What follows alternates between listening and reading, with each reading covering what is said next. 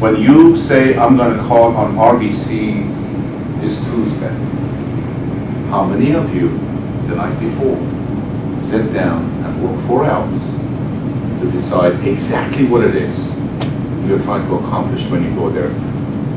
Think about all the questions that may be asked to make sure that you have the answers. How many of you do that? I never did that. You know, I was a sales rep. I never did that.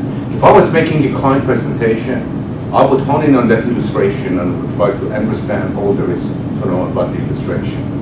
What I didn't know at the time, that sales appointment wasn't about the illustration. It was about me knowing what I'm talking about. And reading a document, as George was trying to do, doesn't mean that you know what you're talking about. Remember I was talking about pitfalls, not knowing the customer? The biggest sin in any institutions, whether it's a major property casualty like Marsh Mac, or whether it's a financial institution, or can you imagine me coming up here to Capitas, which is a major insurance organization, not prepared? Do you know how long it took me personally to put this thing together? Almost on a full-time basis. 3 weeks.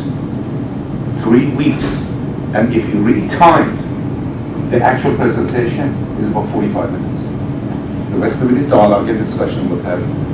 Preparation is the most important differentiating factor between a successful, true professional and an utter failure.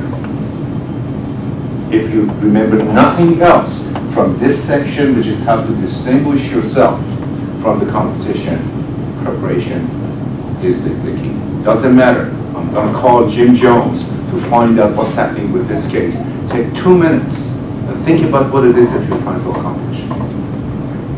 Don't jump in with both feet. Just the fact that you're good at what you do doesn't allow you to provide the biggest disservice to yourself by not preparing. You're the drivers. You need to make sure that your customers do exactly what you want. Here's my take. If Highland Capital is calling on the same office as you are, he is doing at least as good a job as you are, otherwise he wouldn't be there. You are doing at least as good a job as he is, otherwise you wouldn't be there. Think about that. So if there is a competitor there, divided not on the business, but on the business, there would be 2 camps. Because if you're going to work on a bona fide business plan, you can't afford to do business with anyone who is anything but 100% loyal to you.